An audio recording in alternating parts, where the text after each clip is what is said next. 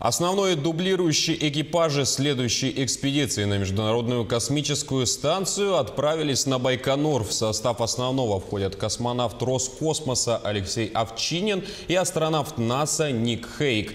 Дублирующего россиянин Олег Кононенко и канадец Давид Сен-Жак. Среди провожающих руководство и сотрудники Центра подготовки космонавтов, представители всех космических агентств, друзья, их семьи, а также космонавты и астронавты, которые еще только готовятся к своим первым полетам. Экипаж отправится на МКС 11 октября. В космосе ему предстоит работать по широкой программе экспериментов. Прежде всего, это будет апробация оборудования сделанного, и будет апробация прежде всего того, что это будет проверка то, как это оборудование будет работать в космосе. Ну и плюс апробации, то есть мы уже начинаем делать этот эксперимент. У нас будет 2 серии этого эксперимента.